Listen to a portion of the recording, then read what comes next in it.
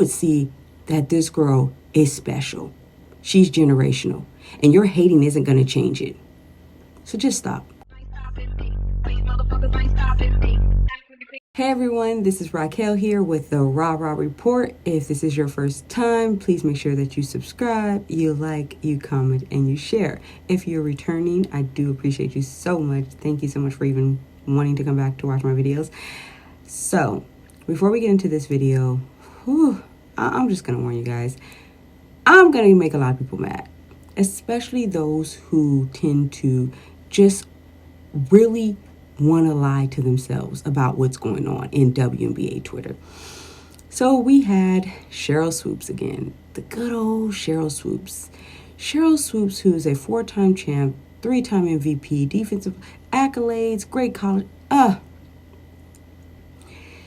She's so good, and she was so good at basketball. It's disappointing that her legacy is being diminished because she's so hurt by the fact that Caitlin Clark is Caitlin Clark and really good at basketball. So yesterday, when I'm recording this is the 18th of September. I'm going to try to get this up tomorrow. But Sheryl Swoopes was on the Gil's Arenas show, right? Back doing her rounds. And she had a layup. Here's a layup. You can come on this show.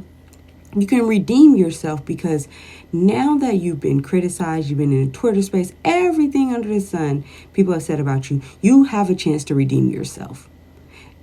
Redeem yourself by saying, what do you think about Caitlin Clark? And this is what Sheryl Swoopes decided to do. I still don't think she's dominating, but she's a different player than she was in the first half of the season. And I think because of her adjustment and her ability to play first half of the season, you have a break. And it was great that the Olympics was this year, right? That she came into the league. You had a break, had an opportunity to work on your game, do whatever it was she did, but also an opportunity to practice with your teammates. None of us are shocked by Sheryl Swoopes doing. Why? Because Sheryl Swoopes, I would respect you more as a woman, as a former player, and as a so-called supporter of the league still. If you just said, hey, I don't like Caitlin Clark, and I'm just never going to like her game, so I'm always going to downplay it and discredit her, and that's just that. If you guys don't like it, so be it. I would respect you more if you did that as opposed to trying to pretend that this shit is impersonal or to pretend like you don't have some type of vendetta or slight hate towards the girl. Now, when she was on the show, she goes and they have this whole debate about dominance. Her stats are today, 20 points, 8.4 assists, 6 rebounds. That's crazy. But 5.6 Those are hell of a numbers. Those are hell of a numbers. But to me, that's not dominating. It's only not dominating because she's a rookie. Now, Because if she's putting up numbers like Asia right now, would she be dominating? yes. So it's about the numbers. Yes. I don't look at the dominating factor being numbers. It's what you're doing on. Everybody has their definition of dominance. It always changes depending on the person, depending on what you're speaking of. It's always the same thing, the same rhetoric in sports. We have Rashad McCants, who literally tried to explain to them why he said that Caitlin Clark in her rookie season has been dominant. I was going to get into it. So the domination, when you talk about her already leading the W in assists, and a lot of the assists that she could have gotten were now turnovers. Yeah. Because they're either, You can say that about every player. Of course. But this is obvious with her. She's throwing pitcher heads, wide open layups. They're smoking them. This could be 13 a game. This could be 14 a game. Like they're literally just dropping passes. Then you have Gil and Cheryl, who have just pretended like they had no idea what dominance meant. Or they've decided that they were going to change the definition of dominance solely because of what Caitlin Clark is doing. And we can't give Caitlin Clark too much credit. Just can't do it. Sheryl Swoopes, she's so... I don't want to call her hateful because I don't know this lady personally, but she's so crazy and so upset about what Caitlin Clark is doing. She's willing to downplay her own MVP seasons and her own career just so she doesn't have to admit how good Caitlin Clark is. But you were literally the best player in this, you know. Right. Because I think you can be the best player and not be the most dominant. Yeah. And the reason why I say that is because I don't have it in front of me, but like I wasn't the leading scorer. But it's not as simple as you might think. You might say, well, how is that possible? Well, it's possible because right now in Caitlin Clark's rookie season, if you compare it to any season that Sheryl Swoopes has had as she won the MVP for the WNBA, statistically, just stats-wise, Caitlin Clark succeeds her. So she couldn't admit that she was a dominant player because then she has to admit something good about Caitlin Clark. And couldn't do that. No. Anyways, so she's sitting here and her and Gail Arenas is like, I don't get it. What are you talking about? This and that. And then they go into this rant. I'm going to show the video. He had a number. If we would have said, when we're talking about dominating with Caitlin Clark, what would those numbers have? What was the numbers? It would have been a scoring number. Exactly. Yeah. Right? Because of high clip, shooting it. Right, so right. we'd have been like, That's what she did in Do you consider college. 20 That's points what I per was saying game? when you said So it. you don't consider 20 points per game? So if her stats, when we're saying she won't do this in the W, she averaged 31.6, 7.4 rebounds, 9 assists, right? Did anyone expect her to do that in WNBA? Those three? No. Right? They're going to a rant about saying no one thought Caitlin Clark was going to dominate, and if she's going to dominate, she has to dominate like she did in college. Really? Really? So you're saying that every college player in every single sport has somehow come into a professional sport and averaged the same amount of points, touchdowns, scores, hits, whatever you want to say, and that's how you say they're dominant? They are so full of shit. I'm sorry. Like, respectfully, you're full of shit. I don't know what Gail Arenas was talking about. I don't even think he knew what he was talking about. I respect Gail Arenas, but sometimes he just be trying to be like, I'm going to be controversial or contrarian. But you don't need a contrarian when you have a hater like Sheryl Swoopes coming on the show. She was going to hate enough for everybody in the room. Trust and believe. You know what's crazy about Sheryl Swoopes is that she literally keeps saying, because I say it, and she just literally the whole interview is just like, you have to watch 45 minutes of her switching it up, moving the goalposts, changing the criteria, lying, and then pretending she didn't lie about it, then changing it up, then bringing up someone else's how great they are. She has no problem giving players credit. She will give Angel Reese credit all day long.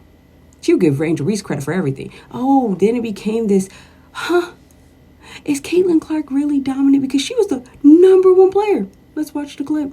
If you're the #1 draft pick, right? Aaliyah Boston, #1 draft pick last year, went to Indiana. There are expectations for her to be great, right? She's the #1 draft pick for a reason. Mm-hmm.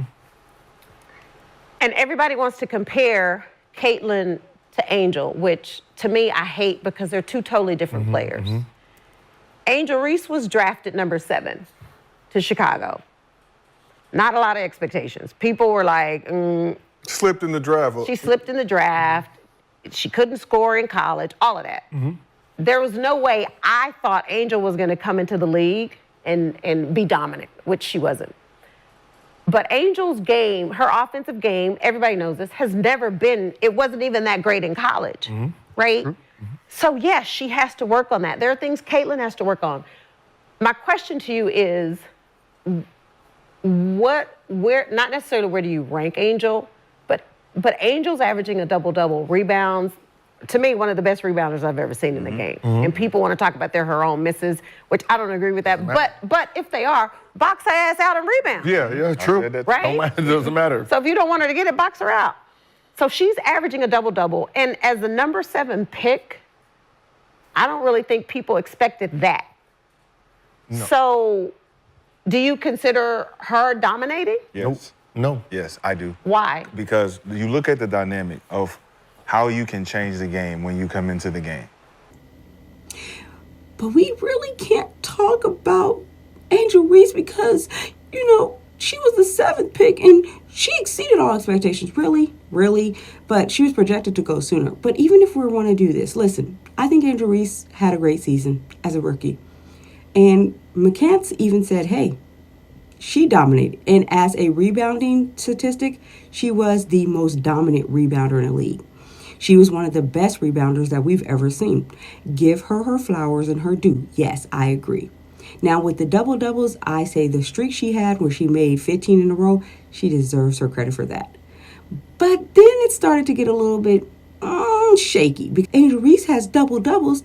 We're not going to keep pretending like after a while it was barely double-doubles and that Angel Reese wasn't struggling to make those double-doubles. I say that respectfully because she was in game late. She was barely making 10 points. She was doing everything in the world to make those 10 points, and she was actually hindering and hurting her team because she was just missing shots, because we keep forgetting to point out that Angel Reese is, as great as she is with the double-doubles, they like to point out, Angel Reese is also the damn near worst finisher in WNBA history. We can't say that, though, because that makes us anti-black, in case you don't know that. But no, that's not the truth. The truth is, if you're making about sports and making about the statistics, like they like to say, Caitlin Clark has surpassed all of the expectations. But no, she didn't really,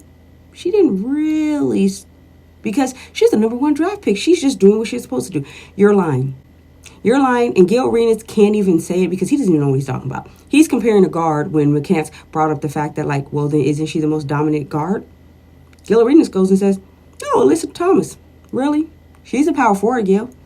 It's okay that you're not watching the WNBA. I get it. I don't expect everyone to know every player and to do all of that because it's very complicated. Sheryl Swoopes can give Arike credit for being a dominant guard, but then when you compare Arike numbers and Caitlin Clark's and what she's done for the entire season, especially after the break, guess who's actually got the better numbers? I know, this is shocking. Yes, once again, it is Caitlin Clark. It is actually pitiful what Sheryl Swoopes is doing. It's pitiful. She wants to highlight everything Angel Reese has done over the season, which is great, fine, cool. We don't talk about the struggle double-doubles near the end, when prior to her getting injured, and no one likes anybody getting injured. I do think she would have still surpassed and had the rebounding record, and she did a great for her rookie season as well. I take nothing away from Angel Reese, but you want to highlight Angel Reese while then ripping down literally one of the best rookies we've ever seen. And then you have her and other people keep saying, it's not her, it's Candace Parker's. Why is it Candace Parker? Candace Parker won MVP her rookie year. She was the dominant. Well, here we go once again with the statistics, because you guys love the statistics. Statistically, once again, when you compare what Caitlin Clark has done and all the records she's broken, and literally broken records, not just for the rookies and everything else, she's also broken the records for any WNBA player comparably, right? Right? Because you guys love the numbers, right? Statistically, Caitlin Clark actually still played and does better than Candace Parker did her MVP rookie year. The difference of why Caitlin Clark is not going to be MVP for this season is, one, we know the voters are haters. Shocker. We know the WNBA voters are haters. But even beyond that, because of the dominance of Asia Wilson statistically as well, that's the first time it's ever been done. So it's hard to not give her MVP. I get that. That's fine. Cool. Kudos. We move on. Before you guys to sit here and keep downplaying what Caitlin Clark is doing, just solely off the fact that you don't like it and she wasn't the one you thought was going to be so great, it's becoming exhausting. It's becoming exhausting. And even when they tried to do it, McCants kept on bringing up points. Let's just watch what he tried to do, and hold on, because it gets better. Asia, right now, would she be dominating? Yes. So it's about the numbers. Yes. I don't look at the dominating factor being numbers. It's what you're doing on the floor. And those numbers would change if the factors on the floor changes. If you make that layup, the stats change. If you swing, I get a layup, stats change. Things are factors on the floor that we don't get to see because we're glorifying the stat when we talk about dominating. And you look at the passing, like, That's an obvious thing, and Alyssa Thomas is probably the only one that could be like, yo, I'm the passer. Yeah, but Arenas and them, they were saying like, hey, we didn't know before the season started that Caitlin Clark would do all this.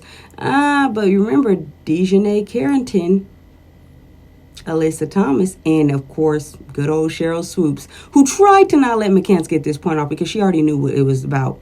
Because, yeah, that's called a hater. That hater knew she was laughing. And then she, of course, because she loves to just not be honest about things, she lies and says that wasn't them laughing at the idea that Caitlin Clark could lead the league in assists.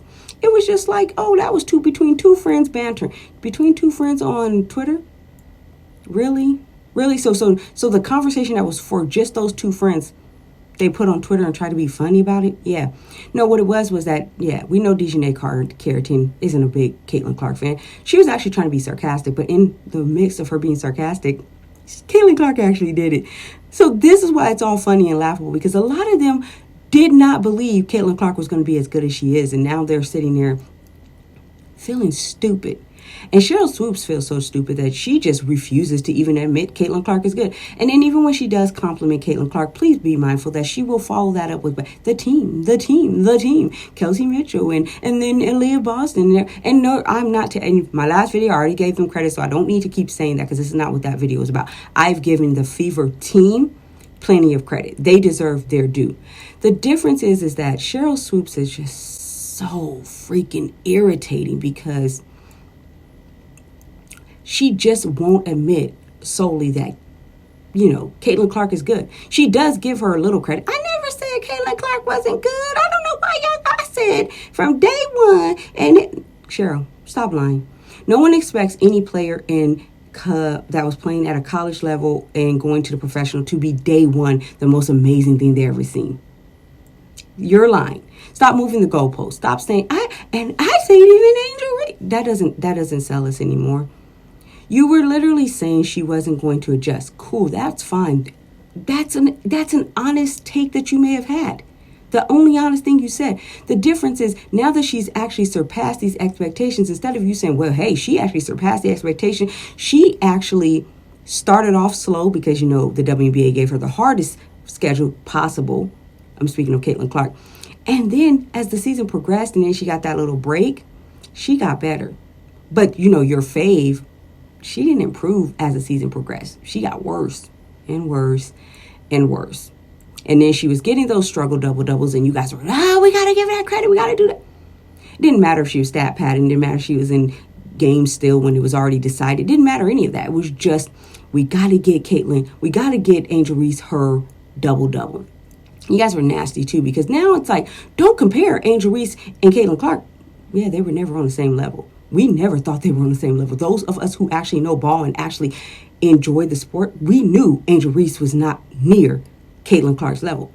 You goofies who wanted to push this agenda, and the rivalry was cute, because I was one of those people who were like, I like this rivalry. Ooh, cool.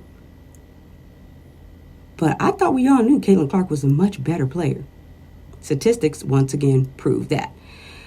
The problem I have with Sheryl Swoopes is that she won't admit that she just doesn't like Caitlin Clark's game. She probably just doesn't like her. And then and the people keep saying, why? It's purely just the reason why the rest of them don't like her. Women have a tendency to be jealous, petty, don't like when other women get too much attention. And on top of that, Caitlin Clark has done countless records already in her rookie season. It is going to be very, very hard for a lot of these women who have decided they were just not going to like Caitlin Clark solely off of the fact that she's white, for them to sit here and watch her dominate the WNBA for the next 15 plus years. It's hard because you guys, please keep in mind, everything she's doing right now, she's doing this as a rookie. Caitlin Clark is only going to get better. And then you had this fool, again, Sheryl Swoopes. She had the nerves to sit here and say, when they were like, hey, do you think Angel Reese can be like A'ja Wilson? Gillian was like, nah, because her. Watch the clip. Can we say right now that Angel Reese will ever be on the A'ja Wilson type of dominance? We can say no because we know her scoring is not a natural thing like that. Right. So we don't ever see her averaging 27 points a game. Bullshit. You think she's going to average 27 I points think a game? she could. First, when she's a rookie. When Asia first came into the league, Asia wasn't scoring like that. No, was hers in college where she's a scorer. Asia was a scorer. But yeah. I get what he's saying, but will she average 27 a game? I don't know. I do see her averaging in the 20s. Getting better. Yeah, you see her getting better. Yeah, like she needs to get in the gym. And to me, the thing with Angel, though, is she recognizes that. She understands that. So a person who, because remember the criteria was what you do in college is how you're going to determine whether or not you can be dominant in the WNBA. Angel Reese was never a good scorer. She was a great rebounder. She's doing exactly what her job was, which is to rebound. Now, granted, was she a little bit better around the rim probably in college? Yes. Has it translated yet in the WNBA? No. Does that mean she's not going to get better? Of course she's going to get better. I am one of those people who understand all rookies will, in fact, get better. The issue I have with that is that you're saying that for Angel Reese, like she's going to be up to par with Asia? And then you try to lie and say Asia wasn't even making that many points when her rookie year. Asia averaged 21 points her rookie year. See, Cheryl, when you want to be this way, you actually might want to, like, before you go on the show, get a little facts. Just fact check your lies. I mean, it'll help. But the thing is that you have all this belief in Angel Reese, and that's great. I even said Angel Reese has the potential to be a player like Asia. And my thing was in the sense that she is good defensively, she can rebound, and if she learns how to make layups and score around the rim, she can be. But she's never going to dominate because she's never been a good scorer like that. You can say that, but yet you don't want to give Caitlin Clark her credit for actually her rookie year, not only getting better as the season progressed, but she is a scorer. And you know what's funny? Her and Gail Arena said the criteria would be that she needs to score like 30 points she was doing in college. 30 and 9. I just want you guys to know something.